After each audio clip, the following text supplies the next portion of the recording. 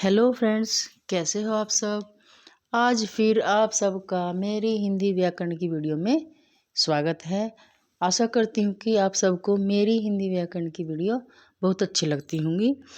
और यहाँ पर आज मैं आपको ट्रिक के माध्यम से इस वीडियो को बताऊंगी, जो बहुत ही आसान तरीके से समास को आप सब लोग पहचान सकते हो। इस वीडियो में बताया जाता है कि इस वीडियो के देखने के बाद आप सब समास की पहचान आसानी से एग्ज़ाम पेपर में कर पाओगे। आशा करती हूँ कि आप सबको मेरी वीडियो अच्छी लगे। तो चलते हैं, समास की पहचान करते हैं ट्रिक और उदाहरण के माध्यम से। तो आज की वीडियो में एक साइड में हमारे समास हैं और एक साइड में हमारे उदाहरण हैं और एक साइड में हमारी ट्रिक है। अब देखते हैं समास के अंतर्गत किन किन बातों की पहचान हमें करनी है। तो समास में सबसे पहले आता है हमारा तत्पुरुष समास। अब देखिए, तत्पुरुष समास के अंतर्गत ये 6 कारक आते हैं। तो पहला कारक आ जाएगा हमारा कर्म तत्पुरुष, दूसरा कारक आ जाएगा हमारा करण तत्पुरुष, तीसरा आ जाएगा हमारा संप्रदान तत्पुरुष, चौथा आ जाएगा हमारा अपादान तत्पुरुष, पांचवा आ जाएगा हमारा संबंध तत्पुरुष, पांचवा आ जाएगा हमारा अधिकरण तत्पुरुष। अब चलते हैं, आते हैं हम दूसरे नंबर के समास पर, अव्ययभाव समास। तीसरे नंबर का समास हमारा कर्मधारय होता है। चौथे नंबर का समास हमारा बहुब्रीहि समास होता है और पांचवें नंबर का हमारा द्विगु समास होता है। सिक्स्थ और लास्ट समास हमारा द्वंद्व समास होता है। अब हमें तत्पुरुष समास का उदाहरण देखना है। तो तत्पुरुष समास का उदाहरण हमारा हो जाएगा पॉकेट मार। अगर हम इन दोनों शब्दों को अलग अलग लिखेंगे तो कुछ इस प्रकार से आपको ये उदाहरण मिल जाएगा, पॉकेट को मारने वाला। ठीक है, अब देखते हैं हम कर्म तत्पुरुष समास को। तो ये हमारा यश प्राप्त हमारा ये शब्द है उदाहरण के लिए। अगर जब हम इनको अलग अलग लिखेंगे तो कुछ इस प्रकार से आपको ये अलग अलग लिखा हुआ देखने के लिए मिल सकता है, या फिर लिखकर हमें देखना है कि यह हमारा शब्द किस तरह से दो टुकड़ों में होता है। तो जब हम यश प्राप्त हमारा ये एक जगह जुड़ा हुआ है तो हम इनको अलग अलग करके लिखते हैं तो इस प्रकार आ जाएगा, यश को प्राप्त। ठीक है, ये मैंने शॉर्ट में बताया है। अब मैं आपके लिए लिख दूं, इसमें लिख दूं कि यश को प्राप्त करने वाला रावण, तो वो बहुत लंबा हो जाएगा आपके लिए भी। ये छोटी सी ट्रिक और उदाहरण मैंने आपको कम समय में समझाने के लिए ये सब लिखा है। अगला आता हमारा करण तत्पुरुष। तो करण तत्पुरुष का उदाहरण हो जाएगा हमारा रेखांकित। अब हमें इस रेखांकित को भी टुकड़ों में लिखना है, तो यहाँ से हमारी पहचान बनती चली जाती है, रेखा से अंकित किया हुआ शब्द। ठीक है, अब आता हमारा सी नंबर का संप्रदान तत्पुरुष। इसमें भी हमारा उदाहरण देशभक्ति हो जाता है। तो देशभक्ति को जब हम टुकड़ों में लिखेंगे, अलग अलग लिखेंगे, तो कुछ इसलिए ऐसा बनेगा, देश के लिए भक्ति की गई हो। ठीक है, देश के लिए हमने भक्ति की है। चौथे नंबर का आ जाएगा हमारा अपादान तत्पुरुष। अब देखते हैं ये क्या है, पाप मुक्त। तो पाप मुक्त हम टुकड़ों में अपने शब्दों में ऐसे लिखेंगे, पाप से मुक्त होने वाला हूँ। ठीक है, अब आता हमारा अगला संबंध तत्पुरुष। इसका उदाहरण देखेंगे, राजपुत्र। अब हम इसे लिखेंगे टुकड़ों में तो राजा का पुत्र हो जाएगा। ठीक है, अगला आ जाएगा हमारा अधिकरण तत्पुरुष। तो अधिकरण तत्पुरुष का उदाहरण देखेंगे, पुरुषोत्तम। तो पुरुषों में उत्तम कौन है, राम। तो ये इसका उदाहरण हो जाएगा। और अपने शब्दों में कारकों का कैसे प्रयोग किया जाता है वो आपको इस तरह से करना होगा और समझना होगा। इसके बाद आता है अधिकरण तत्पुरुष। अधिकरण तत्पुरुष में तत्पुरुष पुरुषोत्तम को जब हम अपने शब्दों में लिखेंगे तो ऐसे इनमें कारकों का प्रयोग हुआ मिलता है। पुरुषों में उत्तम है राम। अगला समास आता है हमारा तत्पुरुष के बाद आता है हमारा अव्ययभाव समास। तो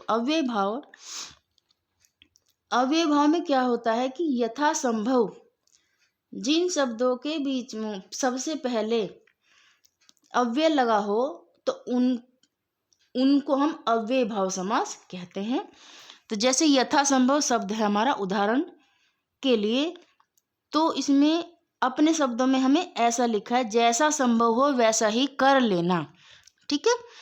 अब आता है हमारा कर्मधारय समास। तो कर्मधारय समास हमारा, इसमें विशेषता बताई जाती है नील कमल। नील कमल, नीला है जो कमल, नीला है जो कमल, ये उदाहरण हो जाएगा कर्मधारय समास का। अब देखते हैं बहुब्रीहि समास का उदाहरण। नीलकंठ, नीला है कंठ जिसका, तो वो कौन है? शिव हमारे। ठीक है। अब आता हमारा अगला उदाहरण द्विगु समास। द्विगु समास में क्या होता है कि यहाँ पर संख्याओं का वर्णन किया जाता है। जैसे उदाहरण है हमारा चौराहा, 4 राहों का समूह हो जाएगा। इसको अलग अलग करने पर 4 राहों का समूह बन जाएगा। अब आता हमारा द्वंद्व समास। तो द्वंद्व समास हमारा माता पिता, ठीक है, इसको हम ऐसे भी लिख सकते हैं, इसमें भी कारकों का प्रयोग हुआ है जैसे माता और पिता। ठीक है। अब हमें इन सब की ट्रिक समझनी है। तो ट्रिक हमारी हो जाएगी पॉकेट मार में क्या है, पहला पद बड़ा है और दूसरा पद छोटा होता है तत्पुरुष समास में। अब आता है हमारा कर्म तत्पुरुष। तो कर्म तत्पुरुष में को शब्द का लोप हुआ है। ठीक है, इसमें हमारा को शब्द का लोप हुआ है।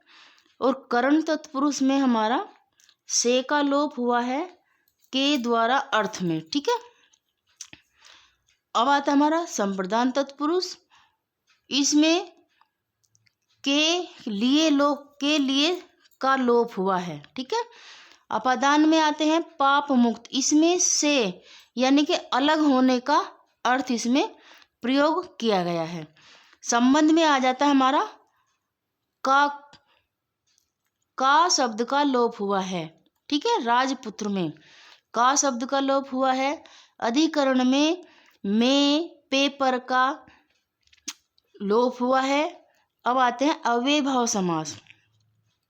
अव्ययभाव समास का पहला पद बड़ा होता है, दूसरा पद छोटा होता है। तत्पुरुष समास में भी पहला पद बड़ा होता है और दूसरा पद छोटा होता है। अव्यय समास में भी पहला पद बड़ा होता है, दूसरा पद छोटा होता है। कर्मधारय समास में पहला पद दूसरे पद की विशेषता बताता है। यानी कि कर्मधारय समास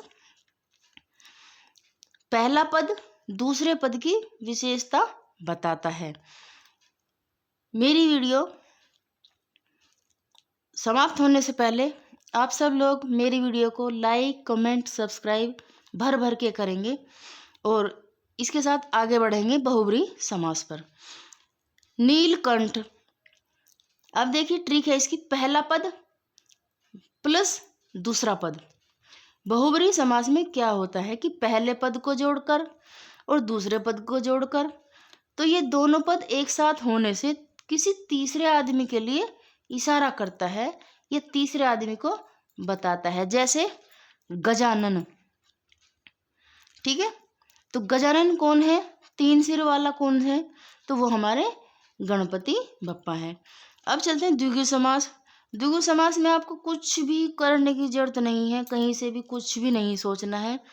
जहाँ पर आपको संख्यावाचक शब्द दिखे समास के अंतर्गत तो आपको समझ लेना चाहिए कि यह संख्या बताने वाला तो एक ही समास होता है। तो वो कौन सा होता है?